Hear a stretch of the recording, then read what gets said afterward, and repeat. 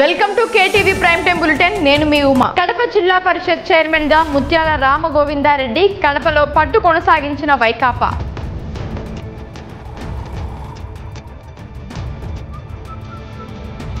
పదవ తరగతి పరీక్షా పత్రాల లీకేజ్ పై ఏఐఎస్ఎఫ్ ఆందోళన.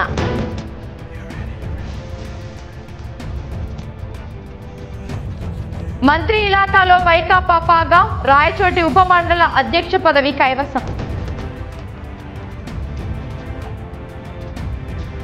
పులివెందులలో ట్రాన్స్జెండర్స్ ఆందోళన, హంతకులను శిక్షించాలని డిమాండ్.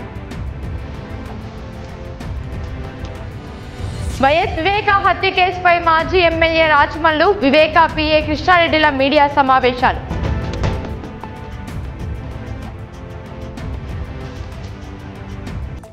ముత్యాల రామగోవిందారెడ్డి అను నేను అంటూ ఉమ్మడి కడప జిల్లా జెడ్పీ చైర్మన్ గా గురువారం భీమఠం మండల జెడ్పీటీసీ రామగోవిందారెడ్డి ప్రమాణ స్వీకారం చేశారు. ఈ మేరకు జిల్లా కలెక్టర్ శ్రీధర్ చెరుకూరి జెడ్పీ సమావేశ మందిరంలో రామగోవిందారెడ్డి చేత ప్రమాణ స్వీకారం చేయించారు. అనంతరం జెడ్పీ చైర్మన్ గా ఎన్నికైన రామగోవిందారెడ్డికి కలెక్టర్ తో పాటు పలువురు శుభాకాంక్షలు తెలిపారు.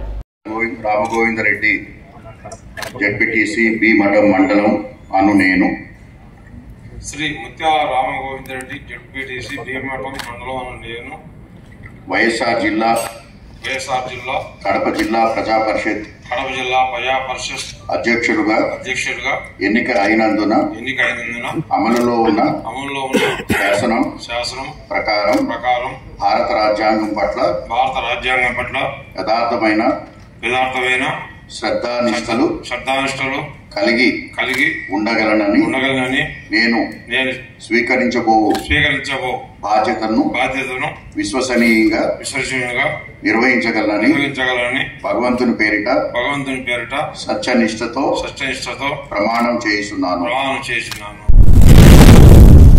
ఉమ్మడి కడప జిల్లాకు సంబంధించి జెడ్పీ చైర్మన్ ఎన్నిక జరగనుంది. జెడ్పీ చైర్మన్ గా వైసీపీకి చెందిన భీమఠం జెడ్పీటీసీ రామగోవిందారెడ్డి బరిలో ఉన్నారు. ఈ మేరకు ఆయన నామినేషన్ దాఖలు చేశారు. చైర్మన్ ఎన్నిక సందర్భంగా కడప ఎంపీ వైఎస్ అవినాష్ రెడ్డి, ఎమ్మెల్సీలు రామచంద్రారెడ్డి, రమేష్ యాదవ్, గోవిందారెడ్డి, మాజీ ZP chairman, Rajampet MLA Akepati Amarnath Reddy తదితరులు చైర్మన్ ఎన్నిక కార్యక్రమానికి హాజరయ్యారు. జెడ్పీ చైర్మన్ ఎన్నికకు తాము పోటీలో లేమని టీడీపీ పొలిట్ బ్యూరో సభ్యులు శ్రీనివాసులు రెడ్డి ఇదివరకే మీడియా ముఖంగా ప్రకటించారు. ఈ నేపథ్యంలో జెడ్పీ చైర్మన్ ఎన్నిక వైసీపీకి లాంఛనం కానుంది. జెడ్పీ చైర్మన్ ఎన్నిక నేపథ్యంలో భారీ పోలీసు బందోబస్తు ఏర్పాటు చేశారు.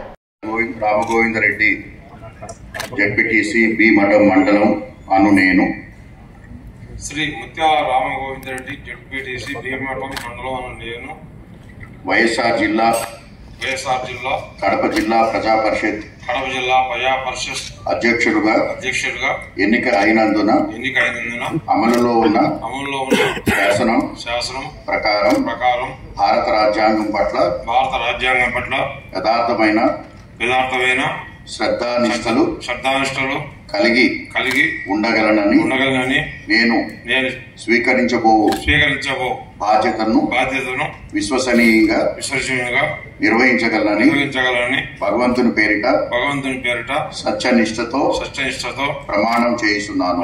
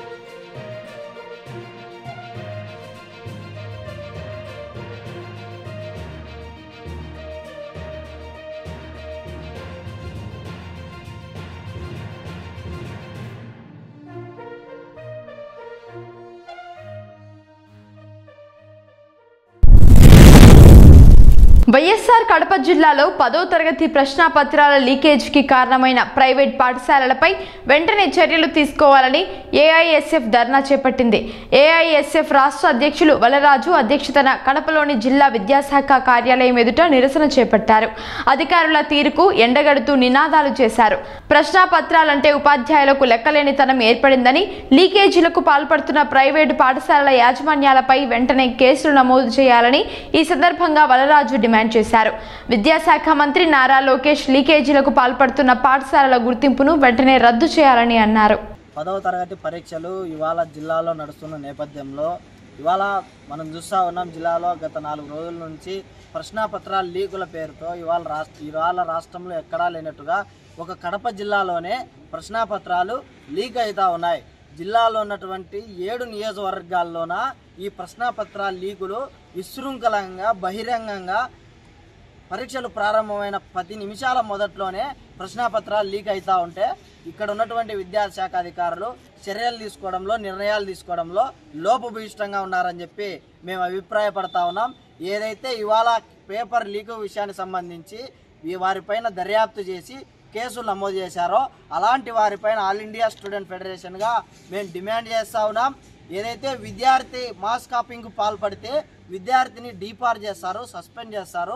2-3 సంవత్సరాల పాటు పరీక్షలు రాసుకోవడానికి అవకాశం కూడా ఇవ్వరు. కానీ ఇవాళ ప్రైవేటు విద్యాసంస్థల్లో చెప్పినా, ప్రభుత్వ విద్యాసంస్థల్లో చెప్పినా, ఏ ఉపాధ్యాయుడు చెప్పినా తప్పు చేయకూడదు అనేటువంటిదే ఉపాధ్యాయులు నిర్వహిస్తారు. కానీ ఇవాళ ప్రశ్నాపత్రాలు లీకు ఓ పక్కన ఉపాధ్యాయులే చేస్తూ ఉన్నారు. అంటే విద్యార్థుల విజ్ఞానాన్ని వేల కోట్ల రూపాయల లక్షల వ్యాపార దందాలో ఇవాళ ప్రభుత్వ ప్రైవేటు ఉపాధ్యాయులు భాగస్వామ్యమే చేస్తూ ఉన్నారంటే వీరు చెప్పేటువంటి చదువులు వ్యాపారం కోసమా, విజ్ఞానం కోసమా, ఏ అంశాల కోసం బోధిస్తున్నారనేటువంటిది ఆలోచన చేయాల్సినటువంటి అవసరం ఉంది.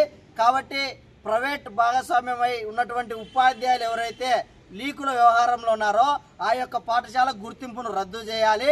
అదేవిధంగా ప్రభుత్వ ఉపాధ్యాయులు ఎవరైతే ఉన్నారో ఆ ఉపాధ్యాయుల పైన చట్టపరమైనటువంటి చర్యలు తీసుకోవాలా. 10వ తరగతి సంబంధించినటువంటి ఏదైతే పరీక్షలు ఉన్నాయో వాటికి సంబంధించినటువంటి మౌలిక విలువలు కాపాడాలని చెప్పి మేము కోరుతా ఉన్నాం. ఏ ప్రైవేటు విద్యా సంస్థల్లో పొద్దున 5 నుంచి సాయంత్రం 8 వరకు 10వ తరగతి పేరుతో ఓ పక్క ప్రభుత్వ నిబంధనలు ఆదివారం సెలవు, సాయంత్రం లేకపోతే పీరియడ్స్ అనేటువంటివి లెక్క జమ లేకోకుండా ప్రభుత్వ నిబంధనలు తుంగలో దొక్కి ఓ పక్కన విద్యార్థుల కోసం విజ్ఞానం పేరిట చదువులు చెప్తామని చెప్పి వేలాది రూపాయలు విద్యార్థుల తల్లిదండ్రులు దండుకొని మరి బోధిస్తామని చెప్పి చెప్తా ఉన్నారు. అదంతా డొల్లా. 590 మార్కులు లేకపోతే ఎన్ని మార్కులు వచ్చినా వ్యాపారం కోసం, వాణిజ్యం కోసం కేవలం 10వ తరగతి పరీక్షలు మొదలయ్యే 20 రోజుల ముందు నుంచే కొన్ని ఈ జిల్లాలో ఉన్నటువంటి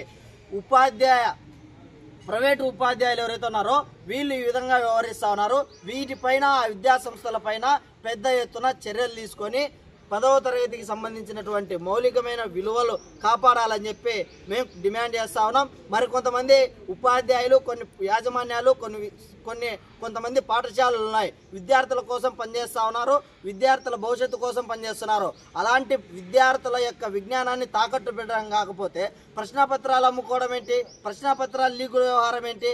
ఇంత దౌర్భాగ్యమైనటువంటి వ్యవస్థను ఇవాళ జిల్లాలో పెంచిపోస్తున్నటువంటి మార్కెట్ మాఫియా గ్యాంగ్ను వెంటనే అరికట్టకపోతే పెద్ద ఎత్తున పెను ప్రమాదం ఏర్పడేటువంటి రోజులు మనం చూస్తాం. కాబట్టి వెంటనే ఈ యొక్క మాఫియా ఏదైతే ఉందో లీకుల మాఫియా, వీటిని మరింత ఇన్వెస్టిగేషన్ స్టార్ట్ చేసి వెంటనే మరికొంతమంది ఈ వ్యవహారంలో ఉన్నారు, అలాంటి వారందరినీ క్రిమినల్ కేసులు నమోదు చేసి ఆ పాఠశాల పైన చర్యలు తీసుకోవాలని చెప్పి, గుర్తింపునే రద్దు చేయాలని చెప్పి ఏఐఎస్ఎఫ్గా డిమాండ్ చేస్తూ ఉన్నాం. అన్నమయ్య జిల్లా రాయచోటి వైస్ ఎంపీపీ పీఠాన్ని వైఎస్ఆర్సీపీ కైవసం చేసుకుంది. వైసీపీ మద్దతుదారురాలు బోడిరెడ్డి నాగసుబ్బమ్మ ఉప మండలాధ్యక్షురాలిగా ఏకగ్రీవంగా ఎన్నికయ్యారు. రాయచోటి మండల పరిషత్ అభివృద్ధి కార్యాలయ సభాభవనంలో ఎన్నికల అధికారులు నిర్వహించిన ఎన్నికలో ఎంపీటీసీ జైపాల్ రెడ్డి, సిబ్యాల ఎంపీటీసీ బోడిరెడ్డి నాగసుబ్బమ్మ ప్రతిపాదించగా మరో ఎంపీటీసీ రాజమ్మ బలపరిచారు. నాగసుబ్బమ్మకు వ్యతిరేకంగా ఎలాంటి నామినేషన్ రాకపోవడంతో బోడిరెడ్డి నాగసుబ్బమ్మ ఎన్నిక ఏకగ్రీవమైంది. ఈ సందర్భంగా ఎన్నికల అధికారులు ఆమె చేత ఉప మండలాధ్యక్షురాలిగా ప్రమాణం చేయించారు. మనకి మండల పరిషత్ సంబంధించి వైస్ ప్రెసిడెంట్ ఎన్నిక జరుగుతున్నది. దీనికి సంబంధించి ఎవరైనా ఇష్టం ఉన్నటువంటి వాళ్ళు ఎన్నిక కోసం నిలబడవచ్చు. వారిని ఒకరు ప్రపోజ్ చేయాలా, అంటే ఒకరు ప్రపోజ్ చేయాలా, రెండో వాళ్ళు దాన్ని సెకండ్ చేయాలన్నమాట. కాబట్టి ఇద్దరు సపోర్ట్ చేయాల్సి వస్తుంది. అయితే మెంబర్స్ ఉన్నటువంటి మెంబర్స్ ఎవరైనా వైస్ ప్రెసిడెంట్కు పోటీ చేసేటువంటి వాళ్ళు నిలబడాలనుకునే వాళ్ళు వాళ్ళని సపోర్ట్ చేసేవాళ్ళు ఇప్పుడు సపోర్ట్ చేయవచ్చు. సెకండ్ వైస్ నా పేరు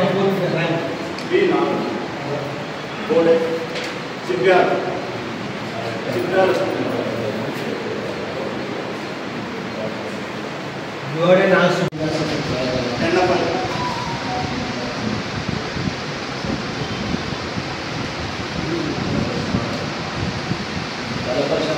బలపరిచిన వాళ్ళు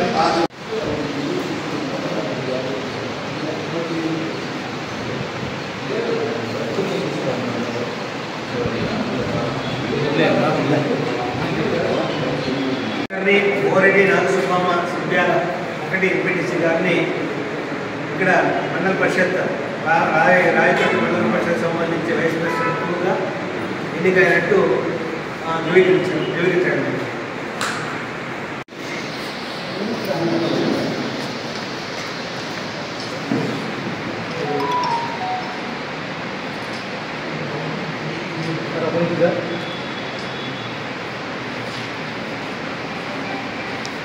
ఓకే సార్. ఎన్నిక రాదు సార్.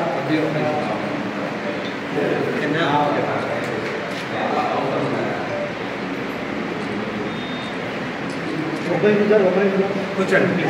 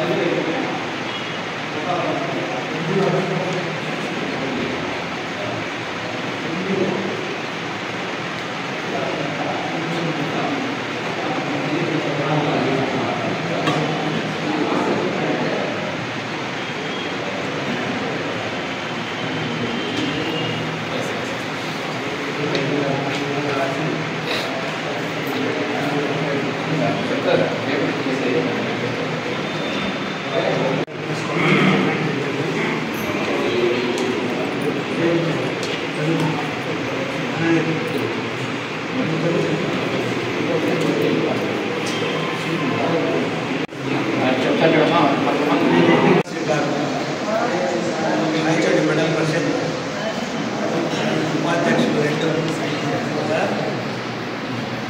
ఓరెడ్డి నాగసుబ్బమ్మారెడ్డిను శాసనం ద్వారా ఏర్పాటు చేయబడిన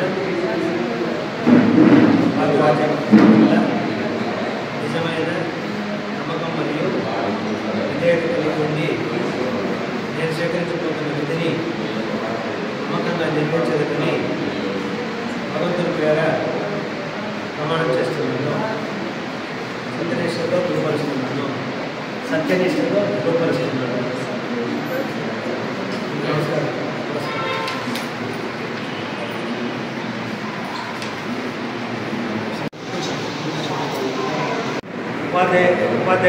ఉపాధ్యక్షుని ఎన్నిక వరకు ఎన్నిక జరపడం కోసం రాష్ట్ర ఎన్నికల కమిషన్ ఆదేశాల మేరకు, రాష్ట్ర ప్రభుత్వ ఆదేశాల మేరకు, కలెక్టర్ గారి ఆదేశాల మేరకు రాయచోటి మండల పరిషత్లో ప్రత్యేక సమావేశం నిర్వహించడం జరిగింది. అందులో ఓరెడ్డి నాగసుబ్బమ్మ గారు ప్రెసిడెంట్గా ఎన్నికయ్యారు. దీన్ని సంబంధించే సమావేశాన్ని ఇంతటితో ముగిస్తున్నాం. Thank you. అనకాపల్లిలో ట్రాన్స్జెండర్ దీపును హత్య చేసిన నిందితుడిని కఠినంగా శిక్షించాలని పులివెందుల తాలూకా ట్రాన్స్జెండర్ సమాఖ్య సభ్యులు డిమాండ్ చేశారు. అనకాపల్లిలో ట్రాన్స్జెండర్ను దారుణంగా హత్య చేసి చంపడం కిరాతకమని హత్యను ఖండిస్తూ పులివెందుల పట్టణంలోని పూలంగల్ల కూడలిలో ట్రాన్స్జెండర్లు కొవ్వొత్తుల ర్యాలీ నిర్వహించారు. దీపును అతి కిరాతకంగా చంపిన నిందితుడు బన్నీని కఠినంగా శిక్షించాలని, ఇలాంటి సంఘటనలు పునరావృతం కాకుండా ప్రభుత్వం చర్యలు తీసుకోవాలని ఈ సందర్భంగా ట్రాన్స్జెండర్లు డిమాండ్ చేశారు. మా కమ్యూనిటీ అమ్మాయికి అనకాపల్లిలో ఘోరాతి ఘోరంగా నరికి చంపేసినాడు. బాడీ ముక్కలు చేసి చంపేసి మాకు దీపుకు న్యాయం జరగాలని మేము కోరుకుంటున్నాం. ప్రేమతో వంచి వాడు నాశనం చేసి అంత ఎక్కడెక్కడ కోసి 10 కిలోమీటర్లు ఒక మొక్క 10 కిలోమీటర్లు ఒక మొక్క వేసినాడు. దీపుకు న్యాయం చేయాలని, దీపుని చంపినాడు వానికి ఉరి శిక్షణ పడాలి, లేదా కారాగార శిక్షణ పడాలి. మేము అదే కోరుకుంటాం. మా పులివెందుల కమిటీ మొత్తము మేము అదే కోరుకుంటున్నాం. వాళ్ళిద్దరూ లవ్ ప్రేమించుకున్నారు. ఏమో చిన్న గొడవలు వచ్చి వాళ్ళు జస్ట్ మా అమ్మాయి కేవలం ఒక అబ్బాయి ప్రేమ చూపించినందుకు మాలాంటి వాళ్ళు అటాక్ట్ అయిపోయి అమ్మా నాయన అందరూ తనలో చూసుకొని మేము లైఫ్ అనేది కొనసాగుతాం. కేవలం అబ్బాయి డబ్బుల కోసము, మేము సంపాదించే దుకాణాలకు పోయి తీసుకొచ్చుకునే రూపాయి కోసము మమ్మల్ని ప్రేమిస్తారు. మమ్మల్ని ప్రేమించిన తర్వాత ఇలాంటి చేసేస్తారు. మేము మాకెవరికి చెప్పుకోలేము. మాకు అమ్మా నాయన అందరు దూరమే, అక్క చెల్లి అందరు దూరంగానే ఉంటారు. మేము వాళ్ళకి ఎందుకంటే వానొక్కరు నమ్మినందుకు మా పిల్ల ఈరోజు లేదు. ఒక 3 ఏళ్ళగా సంబంధం ఉంది. 3 ఏళ్ళగా సంబంధంతో అతను ఏం చేస్తాడు, జస్ట్ ఇంకొక అమ్మాయిని ఆడపిల్లని ప్రేమించి ఆ ప్రేమించిన వల్ల మమ్మల్ని దారుణంగా హత్య చేస్తాడండి. అసలు ఏమి విచారించలేదు. వాడికి చాలా దారుణంగా చేసినాడు. మా అమ్మాయి ట్రాన్స్జెండర్ ఒక అబ్బాయిని ప్రేమలో మునిగిపోయిన తర్వాత వాళ్ళందరూ బాగా కలిసి మీ కూతురు బాగున్నారు. ఉన్న తర్వాత అబ్బాయి ఏం చేశాడు, అమ్మాయి ఇటు దుకాణాలు ఇటు రోడ్డు మీద బస్తి అడుక్కొని వచ్చి ఆ అబ్బాయి ప్రేమలో ముంచేసినాడు. ముంచేసిన తర్వాత ఆ అమ్మాయి ఏం చేస్తా, ఆ అమ్మాయి కూడా ప్రేమలో పడింది. ప్రేమలో పడినాక అట్లా వాళ్ళు 3 ఏళ్ళు బాగా కలిసి మిలిసి ఉన్న తర్వాత 3 ఏళ్ళ తర్వాత 4వ సంవత్సరం పడినాక వాళ్ళ అక్క కూతుర్ని ఎవరైనా మర్దలు లవ్ చేసింటి అమ్మాయికి తెలిసింది. అమ్మాయి తెలిసినాక వాళ్ళతో గొడవ పడి ఇట్లయితే లేదని చంపేస్తాను మంచి వంటలు పిలిచిపోయి ఊరి బయట పిలిచిపోయి ముక్కలు నరికేసి ఆ పక్క ఈ పక్కని కోసేసి ఊరి బయట 20 మైళ్ళలో మూటలు వేసేసినాడు. అతనికి 6 పడాలా, ఉరి శిక్షణ పడాలా. వైఎస్ వివేక హత్య కేసులో ఏపీ ప్రభుత్వం అనుబంధ పిటిషన్ దాఖలు చేయడంపై ప్రొద్దుటూరు మాజీ ఎమ్మెల్యే రాచమల్లు శివప్రసాద్ రెడ్డి తీవ్ర స్థాయిలో మండిపడ్డారు. వివేక హత్య కేసును తప్పుదోవ పట్టించేందుకు వైఎస్ అవినాష్ రెడ్డి కుట్ర చేశాడని కూటమి ప్రభుత్వం చెప్పడం ఏమాత్రం సరికాదని అన్నారు. వివేక హత్య కేసుకు సంబంధించి ప్రభుత్వం సుప్రీంకోర్టులో వేసిన అనుబంధ పిటిషన్పై రాచమల్లు మీడియాతో మాట్లాడుతున్నారు. ఇప్పుడు మనం చూద్దాం. అంటే మీకు అహింస పట్ల ఏమాత్రమే కానీ గౌరవం లేదు. మరి మీకు అహింస పట్ల గౌరవం లేక, ప్రజాస్వామ్యం పట్ల గౌరవం లేక, వివేకానంద రెడ్డి పట్ల ప్రేమ లేక 6 సంవత్సరాలనే టీవీ సీరియల్ మాదిరి వివేకానంద రెడ్డి హత్య గురించి ఆమెను మీరు మాట్లాడుతూనే ఉండారు, వండి వారుస్తానే ఉండారు, రాస్తానే ఉండారంటే ఎవరి మీద మీకు ప్రేమ ఉంది? ఇది ఇట్లా రాస్తారు. ఇట్లా ఈ మధ్యకాలంలో 4 ఏళ్ళు 6 ఏళ్ళ నుంచి రాస్తా అనేది ఇట్నే. Krishna Reddy direction, Avinash Reddy direction, Krishna Reddy action. ఇది ఒకరోజు, నిన్న ఒకరోజు, 6 సంవత్సరాలుగా. మరి దేనికోసం అంటే రాష్ట్ర ప్రజలారా ఒకే ఒక కారణం, వివేకానంద రెడ్డి రక్తం తీసుకొచ్చి మా జగన్మోహన్ రెడ్డి గారి చొక్కాకు పుయ్యాల పూర్తిగా ఇట్లా. ఎంత విచిత్రం అంటే రక్తము మాదే, సొక్కా మాదే. ఓరి దీని అమ్మ జీవితమేసరా. రక్తము మాదే, సొక్కా మాదే. చనిపోయిన వ్యక్తి మా కుటుంబ సభ్యుడే. ఎవరు చొక్కాకు పూస్తున్నారు మీరు? జగన్మోహన్ రెడ్డి రాజకీయం అనే చొక్కాకు మీరు రక్తం పూసి ఆయనను అపవిత్రుని చేసి సర్వనాశనం చేయాలా? ఎట్లా దీనికి మార్గం?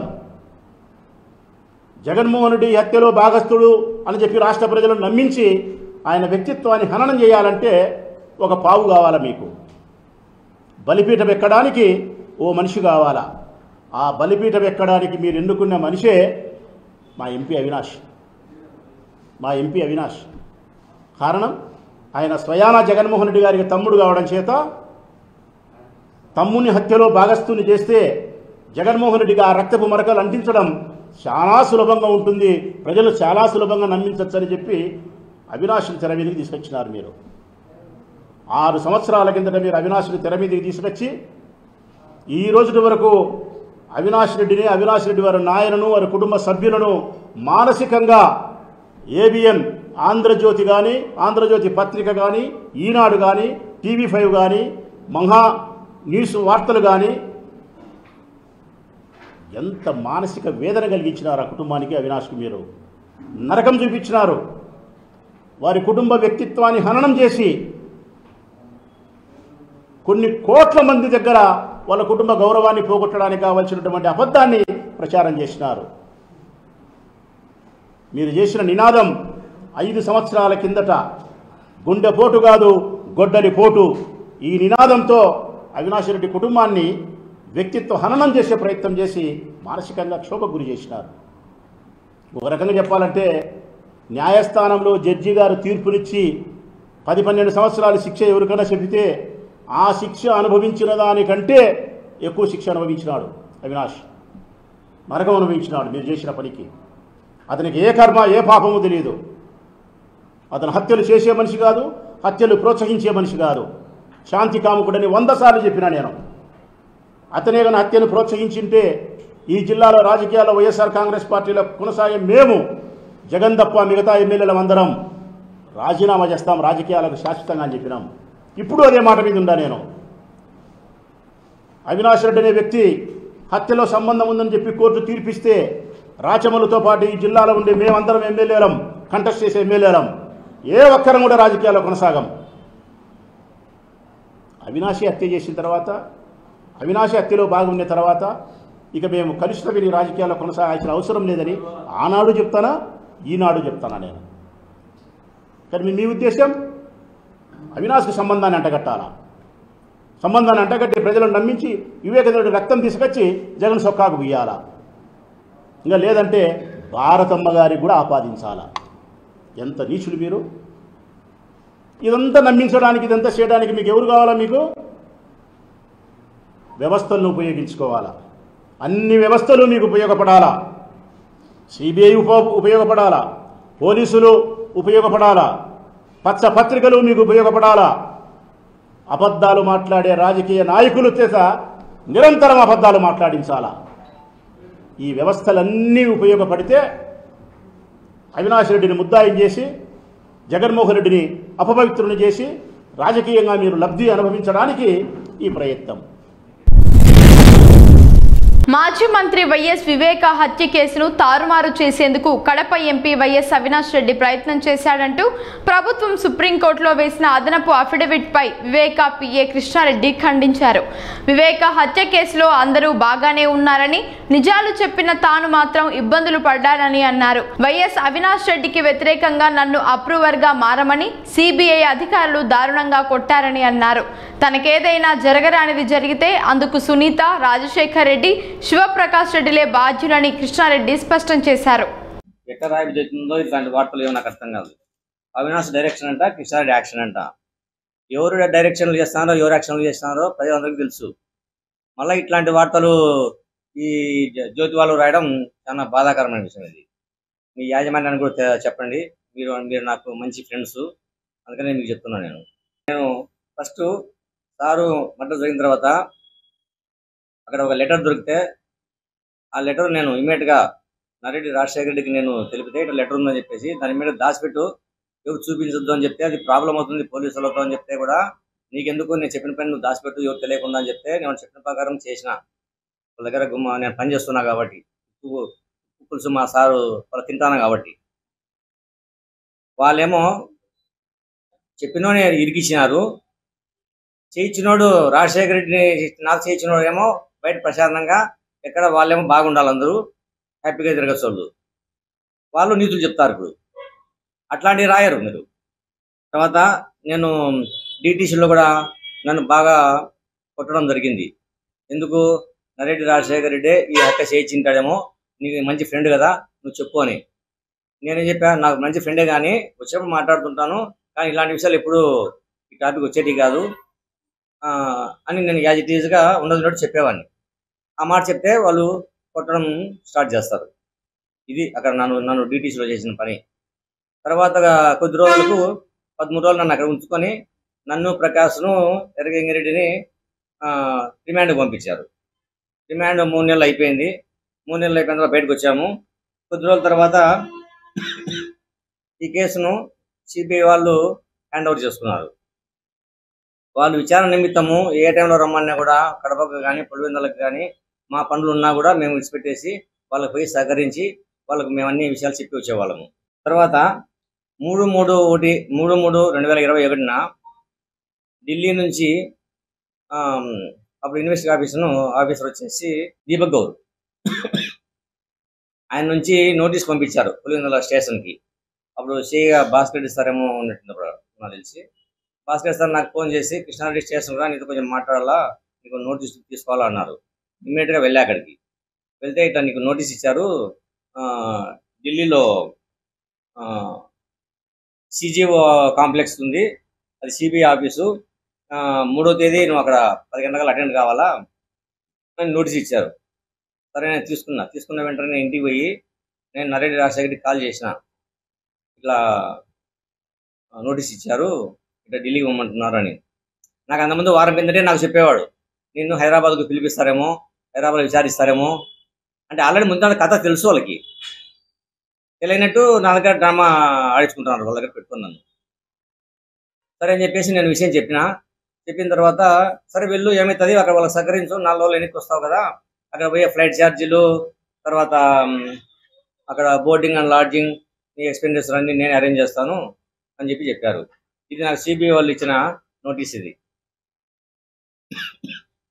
తర్వాత నాకు ఫ్లైట్ టికెట్ మా కొడుకు పెద్ద కొడుకు రాజేష్ అనే పిల్లోడు వాళ్ళ ఆఫీస్లో పనిచేసేవాడు రాజశేఖర్ దగ్గరనే. నాకు ఢిల్లీకి పోవడానికి ఫ్లైట్ టికెట్ కూడా మా రాజేష్ మన అకౌంట్లో డబ్బులు కట్టేసుకొని ఫ్లైట్ టికెట్ బుక్ చేయని ఫ్లైట్ టికెట్ పెట్టించాడు నాకు. తర్వాత ఈ పైన విజిటింగ్ కార్డు ఉంది చూడు, అక్కడ ఎయిర్పోర్ట్కి ఒక పిల్లోని అరేంజ్ చేశాడు నాకు. అక్కడ రిసీవ్ చేసుకొని లాడ్జీ చూపించేసి అక్కడ చూసుకోమని చెప్పని. అక్కడ పాండే అని ఒక పిల్లోడు, రాజశేఖర్, నరెడ్డి రాజశేఖర్. తర్వాత నాకు పోయేటప్పుడు 50,000 రూపాయలు నాకు డబ్బు ఖర్చులకు ఇచ్చాడు. అక్కడ అయిన తర్వాత మధ్యలో వినయతలో కూడా జాయిన్ అయ్యింది నా దగ్గరకు వచ్చి, ఎంక్వైరీకి వచ్చి. నాకు డబ్బులు తక్కువ వస్తే మళ్ళీ ఒక 50,000 నాకు అకౌంట్లో కూడా డబ్బులు వేశాడు. ఆన్లైన్ కూడా కొట్టినా చూడండి, ఇది బ్యాంక్ స్టేట్మెంట్. అంటే మంచిగా నేను చేస్తా అన్నట్టుంది, అక్కడ మీరు మీ పని మీరు కాండి అన్నట్టుంది కథంతా. సరే అయిపోయింది. అక్కడ నన్ను బరగొడు బాధినారు, అన్ని చేసినారు, 3rd డిగ్రీ ఉపయోగించినారు. ఆ గోడంతా రాజశేఖర్కు చెప్పుకున్నాము, శుభ్రగారు చెప్పుకున్నాము, సౌభాగ్యంకు చెప్పుకున్నాము. ఎన్ఆర్ఐ నా ఫ్రెండ్ గుంటూరులో నాయుడు ఉంటే ఆయన కూడా చెప్పాను నేను. కానీ ఎవరి నుంచి ఎలాంటి స్పందన లేదు. 4 రోజులు బరాయించిన అక్కడ. బరాయించి లాస్ట్ ఎట్టకేలకు 31 మార్చి 31 నెల రోజులు పంపించారు అక్కడి నుంచి నన్ను. ఆ రిటర్న్ టికెట్ కూడా నరెడ్డి రాజశేఖర్ రెడ్డి నాకు ఫ్లైట్ టికెట్ బుక్ చేసి ఢిల్లీ టు బెంగళూరు బుక్ చేసి వాళ్ళ ఇన్నోవా కారును, మా సారు వాడే కారు ఇన్నోవా కారు, అక్కడికి నా కోసం పంపించాడు. పంపించి ఆ కారులో మేము వచ్చేసినాం. గెస్ట్ హౌస్ సూట్ నెంబర్ 4లో రామ్ సింగ్ సారు అక్కడ విచారించడం మధ్యలో నువ్వు అవినాష్ పేరు, భాస్కర్ రెడ్డి పేరు, శంకర్ పేర్లు చెప్తావా లేదా అని చెప్పి, ఈ ఇందులో ఇన్వాల్వ్ అయినట్టు చెప్పు అని చెప్పి నన్ను పెద్దని చెప్పకపోతే నన్ను కట్టె తీసుకొని కొడితే నేను అరుస్తాను, కేకలేస్తా అంటే బయట సురేంద్రనాథ్ రెడ్డి కూడా ఇంటున్నాడు, ఈసీ సురేంద్రనాథ్ రెడ్డి. ఈ పొద్దు దానికి సాక్ష్యాలు లేవు అని చెప్పి పేపర్లో రాస్తారు ఈ జ్యోతివార్లు. ఇంత దారుణమా? చేసేది నిగ్గట్టుగా తెలిసి జీవితంలో ఎల్లకాలం 1000 ఏళ్ళు ఏం బతకరు కదా అందరూ. ఉన్నగా 90 ఏళ్ళు 100 ఏళ్ళు బతుకుతారు. బతికిన వాళ్ళు ప్రశాంతంగా మంచిగా అనిపించుకొని పోవాలా. నిజాన్ని నిర్భయంగా ఒప్పుకోవాలి ఏదైనా కనుక. ఎవరినో బలి చేయడానికి ఇంకొకరి మంచిని బలి చేస్తారా మీ కచ్చలతో? నేను ఇవన్నీ బాగా తట్టుకోలేక పోలీస్ స్టేషన్లో నేను కంప్లైంట్ చేస్తే దానికి ఎలాంటి రెస్పాండ్ లేదు. నాకు కూడా ఎవరు చెప్పుకోవాలా? నా లాస్ట్కు కడప ఎస్పీ గారికి నేను 13/12/2021లో మళ్ళీ ఆయనకు కంప్లైంట్ లెటర్ ఇచ్చినాడు. ఆయన కూడా ఏం లేదు, ఐ స్పీకర్ కూడా. సరే ఇంకేం చేయాలని చెప్పేసి పులివెందులకు వచ్చి మళ్ళీ నేను పులివెందుల కోర్టులో కంప్లైంట్ చేయాల్సి వచ్చింది. చేస్తే ఆ కోర్టు కూడా మరి భయపడినారో ఎట్టెట్నో ఆ జడ్జిలు ఏమో నాకు తెలియదు, కానీ 2 ఏళ్ల వరకు దాని జోలికి పోలే. 2 ఏళ్ల తర్వాత కోర్టు వారు పోలీసు వాళ్ళను 15 రోజుల లోపల మీరు దీన్ని కంప్లీట్ చేసి ఛార్జ్ షీట్ వేయండి అని చెప్తే ఆగమేఘాల మీద అప్పుడు ఛార్జ్ షీట్ ఎంక్వైరీ చేసినారంతా. ఆ ఎంక్వైరీలో భాగంగా రాజు సారు 2 సార్లు మా ఇంటికి వచ్చి మా ఇంట్లో కూర్చొని నన్ను 20 పేజీలు దగ్గర 20 పేజీల స్టేట్మెంట్ నాతో తయారు చేయించినాడు. రాసుకున్నాడు ఇదంతా. 18/10/2021లో అంటే 17వ తేదీ మా కొడుకును Sunitha Rajasekhar out of places తీసుకెళ్లి సెల్లు ఆఫ్ చేసి మావాని నానా హింసలు పెట్టి ఎట్ట తిరిగి మీ నాయన నువ్వు ఒప్పించు లేదా ఇబ్బంది పడతారు, మీ నాయన అంతా తెలుసు అట్లా ఇట్లని మావాని ఏడిపించడం చేసి తలగాయ నచ్చడం చేసి సాయంత్రం వరకు ఇబ్బంది పెట్టినారు. వాడు సాయంత్రం ఫోన్ చేసి వాడు ఏడుస్తుంటే తట్టుకోలేక నేను ఏం ఎందుకు ఏడుస్తున్నావు అంటే ఇటు నన్ను వాళ్ళు ఏంటంటో మాట్లాడుతున్నారు కాబట్టి నా తలకాయ పగిలిపోతుంది, నేను నా వల్ల కావడం లేదు, నేను చచ్చిపోయేటట్టు ఉంది అనిపించి అంత మాట్లాడితే నీకేం భయం ఉందిరా, ఏం మనమే తప్పు చేసినాము చెప్పరా ఏంటంటే వాళ్ళు నిన్ను రమ్మంటున్నారు, నన్ను చాలా ఏదేదో మాట్లాడినారు, నువ్వు హైదరాబాద్ రావాలంట అన్నారు. అంటే వాళ్ళని నాకు ఫోన్ చేయమని చెప్పాను నేను. చెప్తే వాళ్ళు నీతో మాట్లాడే భయం అంట, అందుకే నన్నే ఫోన్ చేయమన్నారు అని మా వాడు చెప్పాడు. నేను అప్పుడు కడపలో పనిచేస్తాను, నేను ఆర్ట్స్ కాలేజీలో లీవ్ పెట్టుకొని ఇమ్మీడియట్గా నేను వచ్చి అదే రోజు 18 నైట్ నేను వెళ్ళిపోయాను హైదరాబాద్కి వెళ్ళిపోయి అక్కడ దిగుతానే నేను ఫ్రెషప్ అయిపోయి మా కొడుకు నేను ఫోన్ చేస్తే నరేడి రాజశేఖర్కి ఫోన్ తీలే. మళ్ళీ ఒక 20 నిమిషాలకు మళ్ళీ ఫోన్ చేస్తే ఇట్లా వచ్చినా నేను చెప్తే నువ్వు పాత ఆఫీస్ కాడికి వద్దు అంటే రన్నింగ్లో ఉండే ఆఫీసు, అక్కడ సీసీ కెమెరాలు అన్నీ ఉంటాయి కదా, ఎక్కడ బయట పడతాం అనుకుని వాళ్ళ ఆలోచన. అంటే ముందు మనకు తెలియవు ఇన్ని, వాళ్ళు ఆల్రెడీ ప్లానింగ్లో ఉండేటోళ్ళు వాళ్ళ పేరు. మనం ఉన్నట్టు మాట్లాడికి మనకేం పై ఉందని చెప్పేసి మనం అనుకునే వాళ్ళము. అక్కడ కొత్త ఆఫీస్ ఉంది, కొత్త ఆఫీస్ కాడికి రా అన్నారు. కొత్త ఆఫీస్ కాడికి వినాం. మేము పైన 10 నిమిషాలకు వాళ్ళు వచ్చినారు. పైన కూర్చున్నాము, నలుగురం ఇట్లా కూర్చున్నాం, మా కొడుకు నేను వాళ్ళిద్దరు కూర్చొని నువ్వు రామ్ సింగ్ చెప్పినట్టు సహకరించాలా, లేకపోతే నువ్వు ఇబ్బంది పడతావు, మళ్ళీ మేము సేవ్ చేయలేము, ఈరోజే ఢిల్లీలో శాస్త్రి తయారు చేస్తున్నారు, ఇంకా లాస్ట్ ఇదని చెప్పి అన్నారు. మీరు ఏం లాస్ట్ చేసినా నేను ఉన్నట్టు చెప్తాను, అంతేగాని మీరు లేని చెప్పాలంటే నా వల్ల నేను చెప్పలేనట్లా, నా వల్ల కాదని చెప్పిన. ఏం మాట్లాడుతున్నావు అని చెప్పేసి నా మీద ఫైర్ అయినారు. ఇంత మరీ 2 months ఫైర్ అయింది నా మీద. అయితే నేను కూడా అట్లే మాట్లాడినా, ఏం భయపడాల్సిన అవసరం ఏం లేదమ్మా, మీ దగ్గర మీ దగ్గర పనిచేస్తానని చెప్పేసి మీరు ఇష్టం మాట్లాడితే ఏం బెండే పరిస్థితి కాదని చెప్తే రాజశేఖర్ వచ్చి నా పక్కకు వచ్చి కూల్ అని నన్ను సర్దుబాటు చేసి భుజం కట్టేసినాడు. ఆ టైంలో సునీత ఏమంటుంది రాజశేఖర్ని, కృష్ణారెడ్డి ఈ కేసులో మనం సహకరించకపోతే నువ్వు జైలు పోతావు రాజశేఖర్ అని అనింది. ఆ రోజు నుంచి నాకు వాళ్ళిద్దరి మీద నాకు అనుమానం, వీళ్ళ పాత్ర ఏదైనా ఉందో సార్ మీద అని చెప్పేసి. లేకపోతే ఎందుకన్నా ఆ విషయం ఆ మాట సరే అది అయిపోయింది, నేను బాయ్ అని చెప్పేసి వచ్చేసాను. నేను 10 నిమిషాలు కూడా లేను వాళ్ళ దగ్గర. నేను వచ్చేసి నేనే సౌభాగ్యం దగ్గర పోయినా, సౌభాగ్యం విషయం చెప్తే ఆయన చెడబడ కూతురు వాళ్ళని తిట్టినట్టు మాట్లాడింది మా ముందరేమో. వాళ్ళకేం పని పాటలేదా, వాళ్ళు వచ్చి 2 రోజులు కాదు పిల్లల్లో అక్కడే మాట్లాడచ్చు కదా, నీకేం ఇంత దూరం మళ్ళీ నేను పిలిపించుకోవడానికి అవసరం ఉంది అని చెప్పేసి అప్పటికి ఆయన మజ్జిగ తాగినా నేను మా కొడుకు, నువ్వు అసలు సాయంత్రం వరకు ఎందుకు, ఇప్పుడే వెళ్ళిపో, నేను డ్రైవర్ని పెట్టి పంపిస్తున్నా అని చెప్పేసి అప్పుడే కడపకు నాకు కారు ఇచ్చి పంపించింది ఆమె. ఈ పొద్దు పేపర్లో ఏం రాసినారు, దీనికి సాక్ష్యాలే లేవు, మేము డ్రైవర్ని పెట్టి పంపలేదు, సీసీ ఫుటేజ్లే లేవు, మేము కలిసనే లేదు సునీత రాజశేఖర్ అని. లొకేషన్ దిగండి తెలుస్తుంది మీకు ధైర్యం ఉంటే కనుక తీసి చెప్పండి, మేము అందరం కలిసినామా లేదా మేము నలుగురం ఒకసారి అని. డ్రైవర్ని పంపించినా లేదా డ్రైవర్ నెంబర్ నాది, లొకేషన్ పెట్టండి, డేటా తీయండి. ఒక పేపర్లో రాయి చూడ సరిపోతుంది అన్ని. అవినాష్ నన్ను డ్రామా యాక్షన్ ఆడిస్తాను. అవినాష్ నేను అబద్ధం మానేట్టు ఎవరన్నా ప్రూఫ్ చూపిండి, నేను తలకాయ ఉంచుకుంటా, లేకపోతే అందరూ తలకాయ ఉంచుకుంటారా ఇప్పుడు చూపించలేకపోతే కనుక. నేను సార్ చనిపోయిన రోజు రిసీవ్ చేసుకునేటప్పుడు ఏడ్చుకుంటా లోపలికి వెళ్ళిపోయింది తప్ప ఈ పొద్దుటి వరకు నేను ఎప్పుడు మాట్లాడినట్టు ఎవడే ప్రూఫ్ చూపించండి. ఈ పిల్లషాట్ల పేపర్లు ఇష్టం వచ్చినట్టు రాయడానికి ప్రూఫ్ చూసి మాట్లాడితే రాయలేదని రాశారక. రాజు సారు మా ఇంటికి వచ్చి 2 సార్లు వచ్చి ఎంక్వైరీ చేస్తే ఈ కేసును రాజేష్ రెడ్డి చేసినాడు, రామకృష్ణ రెడ్డి చేసినాడు, వాళ్ళకి ఏం సంబంధము? చేసింది రాజు సార్ అయితే కనుక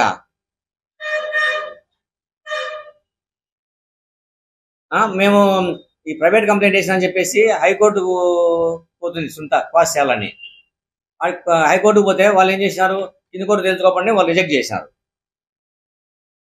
వాళ్ళు ఏం చేసింది పాప, మళ్ళీ సుప్రీంకోర్టు పోయింది.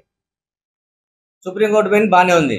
సుప్రీంకోర్టు పోయిన ఆడ ఉన్నట్టే మళ్ళీ ఇప్పుడు ప్రభుత్వం ఉంది కదా అని చెప్పేసి చంద్రబాబు నాయుడుతోనూ హోమ్ మినిస్టర్తోనూ మాట్లాడుకొని, చూడు హోమ్ మినిస్టర్తో మాట్లాడుతున్న ఫోటో ఇది,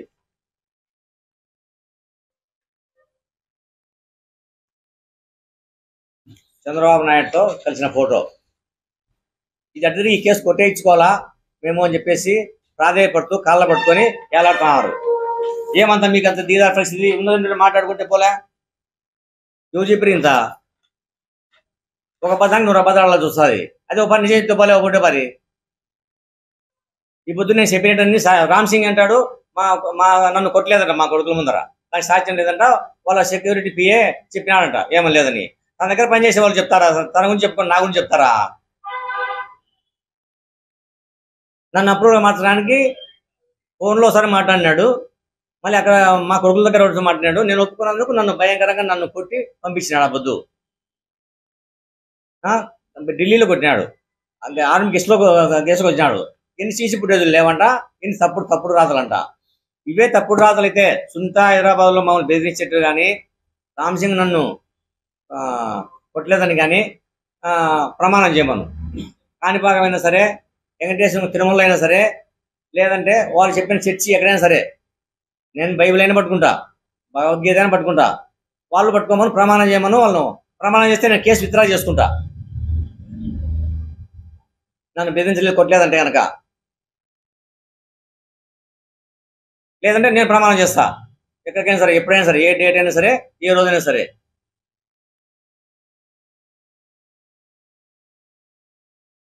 నేను ఈ పేపర్లో చూసి నా ఆవేదన చెందలేక నేను ఈ పొద్దు స్పందించాల్సి వచ్చి నేను ఈ ప్రెస్ మీట్ పెట్టాను మీకు అందరికీ.